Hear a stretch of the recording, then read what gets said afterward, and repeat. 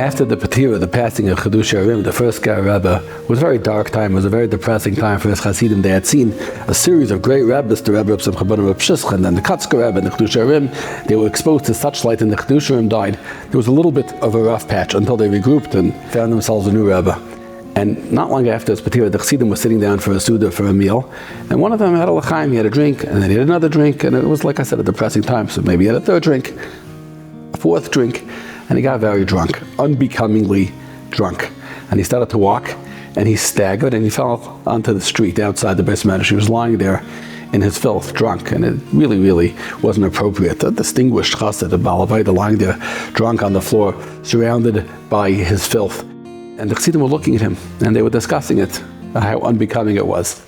This chassid got up, drunk, he held himself, fell down again. And from lying down, he said, you know what?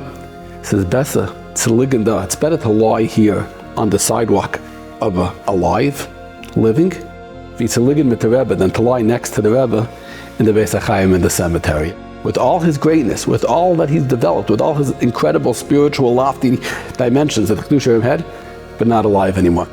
What he was saying was the sight was the foundation of everything. It's better to be alive and fighting. It's better to be lying on the sidewalk alive than to be lying in the cemetery not alive, even with all the accomplishments in the world. I have a friend, a mentor, Pinchas Lipschitz, he's the editor of Yatad Naaman. He told me he once had the opportunity to visit one of the tzaddikim of Yerushalayim, Rabbi Yaakov Meir Shechter Shlita. Rabbi Yaakov Meir Shechter from the Ziknei Basel B'Chasidus. Rabbi Yaakov Meir told him, you have a newspaper? Hast that Zeitung? Here's what you should write. Tell the people in America that they should know that they have a Yetzer Hara, and it's okay. And they shouldn't feel bad if the Yetzer Hara sometimes wins. That was his message, Rabbi Yaakov Meir's message to the Jews of America. You have a Yetzer Hara, and sometimes the Yetzer Hara is going to win, and sometimes you're going to win, but you're alive, and being alive means being able to fight.